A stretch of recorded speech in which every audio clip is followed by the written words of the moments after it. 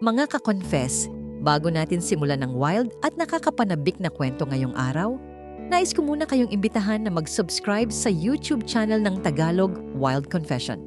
Dito, hatid namin ang maiinit, mabibigat, at makabuluhang mga kwentong siguradong tatama sa damdamin. Paalala lang po, ang lahat ng kwentong maririnig ninyo ay pawang katang-isip lamang at ginawa para magbigay aliw at aral. Anumang pagkakatulad sa tunay na tao o pangyayari ay hindi sinasadya. At ngayon, mga ka-confess, ihanda nyo na ang sarili ninyo dahil isa na namang nakakaintriga at kapanapanabik na Tagalog Wild Confession ang inyong mapapakinggan. Simulan na natin. Dear Ate J, itago mo na lamang ako sa pangalang Lyra. Hindi ko akalain na ang pinakapangarap kong araw, ang araw ng aming kasal, ay siya ring magsisimula ng pinakamasakit at pinakamadilim na kabanata ng buhay ko. Ginanap ang kasalan namin ni Jolo sa isang eksklusibong lugar sa Tagaytay Highlands, Cavite. Napakaganda ng venue, presko ang hangin, at kitang-kita mula sa aming reception area ang Bulkang Taal. Sa paningin ng lahat, para kaming isang fairy tale na natupad. Si Jolo ay ang ideal na asawa, matangkad, gwapo, at CEO ng sarili niyang kumpanya. Ako naman, isang interior designer na may sariling boutique. Ang aming buhay ay tila perpekto, o yun ang akala ko. 5 buwan matapos kaming ikasal, naramdaman ko na ang lamig. Hindi na siya ganoon ka-sweet, palaging late umuwi, at ang mga halik niya ay tila may iba ng lasa. Parang pilit at wala ng init. Pero ang hinala ko ay naging katotohanan nang makuha ko ang cellphone niya.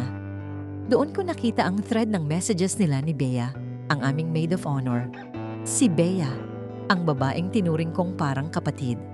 Ang babaeng nag-ayos ng aking bridal shower at umiyak habang sinasaksihan ang aming first dance. Mamaya na lang ulit, Lai, may katabi ako. Miss na kita. Hindi ko na matiis ang asawa ko. Gusto ko nang umalis, Bea, pero hindi pa ngayon. Nang mabasa ko ang mga yon, hindi ako sumigaw. Hindi ako nagwala. Nagbago ang buong mundo ko sa loob ng 1 segundo at pinalitan ito ng isang matigas, malamig, at matalas na bato sa dibdib ko. Sa halip na magalit, ang naramdaman ko ay isang matinding uhaw sa hustisya. Hindi ko lang siya ididimanda o hihiwalayan. Kailangan niyang maramdaman ang eksaktong sakit na ipinaramdam niya sa akin. Kailangan niyang kainin ang sarili niyang lason. Si Miguel ang best man namin. Siya ang childhood best friend ni Jolo. Halos parang magkapatid na sila. Si Miguel ay isang successful na arkitekto. Matalino, tahimik, at may kakaibang seryosong karisma. Sa araw ng kasal namin, siya ang nagbigay ng pinakamakabagbag damdaming speech tungkol sa pagkakaibigan nila ni Jolo at kung gaano niya ako kasayang maging asawa nito. Hindi naging madali ang paglapit kay Miguel. Alam kong loyal siya kay Jolo, kaya nag-umpisa ako sa mga aksidente.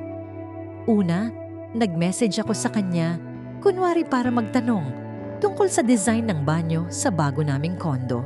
Sa totoo lang, meron na akong designer, pero kailangan ko ng butas para makapasok. Miguel, sorry, ikaw lang talaga ang naiisip kong makakatulong. May idea ka ba sa magandang tile para sa powder room? Ayoko nung gusto ni Jolo eh. Si Miguel, bilang profesional, ay mabilis sumagot. Nagbigay siya ng ilang ideya at nag-alok pa na magpadala ng mga sample. Nagkunwari akong natutuwa at doon nagsimula ang aming casual na pag-uusap. Pangalawa, nag-imbita ako ng small get-together sa bahay, kunwari para mag-ihaw-ihaw. Alam kong busy si Jolo at baka hindi umuwi, pero nag-imbita pa rin ako ng ilang kaibigan, kasama na si Miguel. Gaya ng inaasahan, hindi umuwi si Jolo. May big meeting daw sa Makati. Sa gabing iyon, matapos umuwi ang lahat, nagpaiwan si Miguel dahil tinulungan niya akong magligpit. Habang naghuhugas kami ng mga baso sa kitchen, nagkunwari akong nalulungkot. Sana kasing sipag mo si Jolo sa bahay, Miguel. Palagi na lang siyang wala. Pakiramdam ko, nag-iisa ako. Napahinto siya sa pagpupunas ng Ang bawat text ko ay carefully calculated. Alam kong loyal siya kay Jolo, kaya ang bawat hakbang ko ay slow and steady. Hindi ako biglang nagparamdam ng romance. Nag-focus ako sa paggawa ng emotional gap sa pagitan niya at ni Jolo, habang sinusupply ko ang atensyong hindi ko nakukuha. Ang unang pagkakataon na nag-iba ang lahat ay sa isang launch event ng isang high-end furniture brand sa Tagaytay. Pareho kaming inimbitahan. Si Jolo, syempre, may important meeting sa Baguio. Nagkita kami sa event at dahil pareho kaming nasa larangan ng design, maganda ang aming usapan. Nag-alok si Miguel na ihatid ako pa uwi. Sa biyahe, bigla akong nagtanong, "Miguel, kung ikaw ang nasa posisyon ko, anong gagawin mo?" Pakiramdam ko, may iba si Jolo. Hindi ko lang mapatunayan. Naging tahimik ang loob ng sasakyan. Hinarap niya ako. Ang mga mata niya ay may genuine na nalungkot. "Lyra, Jolo is my best friend. Pero kung totoo ang sinasabi mo, I'm sorry. Hindi ka dapat nakararamdam ng ganyan. Mahal na mahal ka ni Jolo, Lyra, alam mo yan. Pero kung pababayaan ka niya, hindi ko alam." Ang reaction niya ang gusto ko. Hindi siya nagtanggol kay Jolo ng buo. Nagpakita siya ng doubt at sympathy sa akin. Nang makarating kami sa driveway ng bahay, hinarap ko siya. "Salamat, Miguel. Ikaw lang ang karamay ko ngayon." Hinalikan ko siya sa pisngi, pero hindi iyon simple na beso. Inilagay ko ang kamay ko sa likod ng leeg niya at inabot ng bahagya ang tagal ng halik. Nang bawiin ko ang labi ko, nagulat siya. Pero hindi siya umalis. Sa halip, hinawakan niya ang kamay ko. "Lyra, wag mong itaya ang lahat. Jolo is..." Si Jolo ay palaging wala, Miguel. Nang gabing iyon, sa loob ng kotse niya sa harap ng bahay namin sa Tagaytay Highlands, hindi nakis sa pisngi ang nangyari. Ang halik ay nagsimula sa isang hesitant na pagtataka, pero natapos sa isang passionate at desperate na paghahanap ng comfort. Niyakap ko siya ng mahigpit, hindi dahil mahal ko siya, kundi dahil ito ang simula ng aking matinding paghihiganti. Nararamdaman ko na pumapayag na si Bestman na maging bahagi ng laro ko. Nagsimula ang aming lihim na relasyon. Ang Tagaytay Highlands ay isang malaking lugar at pareho kaming may mga social circles doon, kaya naging mahirap ang pagtatago. Pero dahil sa trabaho ni Miguel bilang arkitekto, madalas siyang may site visits sa mga exclusive subdivision. At dahil ako naman ay interior designer, nagagamit namin ang aking office meetings bilang alibi. Ang bawat linggo ay may routine. Nagkikita kami sa mga private villas na hawak ni Miguel para sa inspection. O nagpapanggap kaming nagmi-meeting sa isang quiet na coffee shop sa Taal Vista. Habang tumatagal ang relasyon namin, lalo akong nagiging masama. Ang bawat halik niya ay hindi ko nararamdaman, kundi bilang isang point sa aking scorecard. Pero si Miguel, nahuhulog na siya. Isang gabi, matapos kaming magpalipas ng ilang oras sa isang model unit ng townhouse na dinisenyo niya, nag-usap kami. "Lyra, hindi tama ito. Best friend ko si Jolo, pero iba na ang nararamdaman ko. Hindi ko maipaliwanag. Wala akong balak agawin ka sa kanya, pero hindi ko na kayang mawala ka." Tiningnan ko siya at nagkunwari akong nalulungkot. "Ako rin, Miguel. Hindi ko rin alam kung bakit nangyayari ito. Ang alam ko lang, sa'yo ko lang nararamdaman na buhay pa ako. Sa'yo, hindi ako pinababayaan. Iba ka kay Jolo." Niyakap niya ako. Sa yakap na yon, ramdam ko ang guilt niya, ang confusion niya, at ang lumalaking affection niya. Iyon mismo ang gusto ko. Hindi lang dapat masaktan si Jolo. Dapat masaktan din ang bestman niya sa process. Kapag nalaman niya ang katotohanan, hindi lang si Jolo ang mawawalan ng asawa, kundi mawawalan din siya ng matalik na kaibigan. Doble ang sakit. Habang abala ako sa pagpapatakbo ng affair kay Miguel, sinisigurado ko na may traces akong iniiwan. Hindi sa paraang makikita ni Jolo agad, kundi subtle na clues. Naglagay ako ng isang cologne ni Miguel sa suit ni Jolo na alam kong hindi niya gagamitin. Nag-iwan ako ng receipt ng isang cafe sa pocket ng jeans ni Jolo na alam kong spot namin ni Miguel. Ang pinakamabigat, ano yun, Jolo? Tungkol ba sa work? O tungkol ba sa maid of honor natin? Biglang nanlamig ang mukha ni Jolo. Nanlaki ang mata niya. Paano mo nalaman? Jolo, hindi ako tanga. May asawa ako, hindi ako bata. Hindi ko na kailangan ng ebidensya, alam ko na. Ang tanong ay, kailan mo balak itigil ang laro mo? Nagsimula siyang magmakaawa. Umupo siya sa paanan ko, naghahalik sa aking kamay at umiiyak. Lyra, I'm so sorry. Isang beses lang yon. Sinubukan ako ni Bia. Lasing ako. Mahal kita, Lyra. Ikaw lang. Huwag mo akong iwanan. Pero alam kong nagsisinungaling siya. Nakita ko ang messages nila na umaabot na ng ilang buwan. Tumayo ako. Tumingin ako sa kanya. Hindi na may pagmamahal, kundi may pag-awa. Sinubukan ka.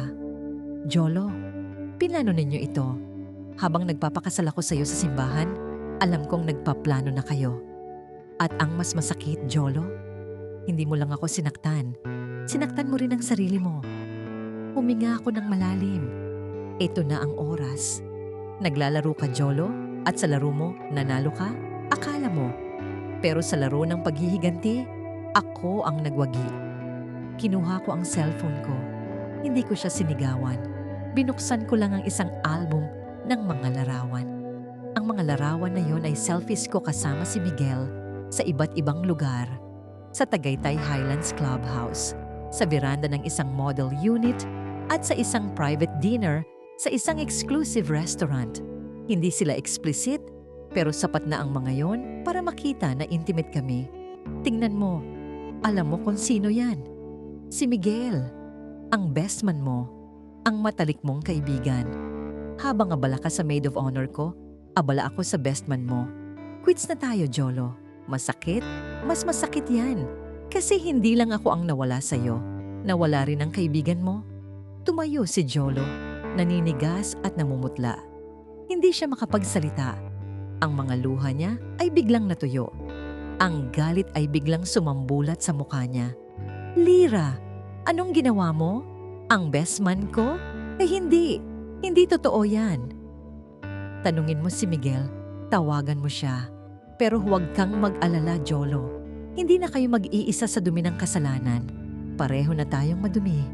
Ang pinagkaiba lang, ako, ginawa ko para iparamdam sa iyo ang sakit.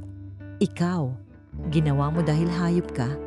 Sa puntong yon, tumakbo siya palabas ng bahay. Sumisigaw ng pangalan ni Miguel, hinahanap ang kotse niya. Hindi ko siya pinigilan. Hindi ako umiyak. Ang pakiramdam ko ay isang kakaibang kalayaan at kapayapaan. Ang kapayapaan ng isang taong nakapaghiganti. Hindi na bumalik si Jolo sa bahay. Hindi na siya nag-text. Ang sumunod na araw, ang buong social circle namin sa Tagaytay ay nabalutan ng balita. Si Jolo at Miguel, ang magkaibigan na parang magkapatid, ay nagkaroon ng physical confrontation sa office ni Miguel. Nagwala si Jolo at sinira ang ilang gamit. Report ng guard ng building na nagkapisikalan sila at kailangan pa silang awatin. Nang tumawag sa akin si Miguel, nag-iiba na ang tono niya. Wala na ang passion at affection. Pinalitan niyon ng matinding pagsisisi at galit. Lyra, bakit? Bakit mo ginawa ito sa amin? Ginagamit mo lang pala ako. Alam mo bang sinira mo ang buhay ko? Nasisira na ang career ko at nawala na ang matalik kong kaibigan. Oo, ginamit kita, Miguel. Pero hindi ko sinira ang buhay mo. Ikaw ang nagpasyang pumasok sa laro ko. Ang sinira mo ay ang pagtitiwala ng kaibigan mo. Pero sa totoo lang, Miguel, pareho lang kayo. Mga traidor, ang pinagkaiba lang. Si Jolo nagtaksil sa akin. Ikaw, nagtaksil sa kaibigan mo. Doon ko sinabi ang lahat. Ang affair ni Jolo at ni Bea, ang sakit na naramdaman ko, at ang pangangailangan ko sa eye for an eye na paghihiganti. Kaya ko pa sanang tanggapin kung ako lang ang nasaktan. Pero si Jolo, kahit ganun siya, mahal ko siya bilang kapatid.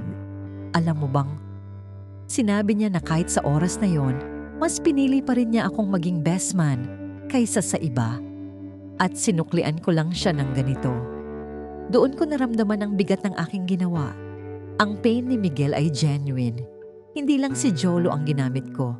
Sinira ko rin ang isang malalim na pagkakaibigan. Pero ang paghihiganti ay hindi nagbibigay ng matamis na dulo. Sa halip, hindi na kami nagpatuloy sa anumang romantic relationship. Ang aming affair ay isang scar na magpapaalala sa amin ng aming pagkakamali.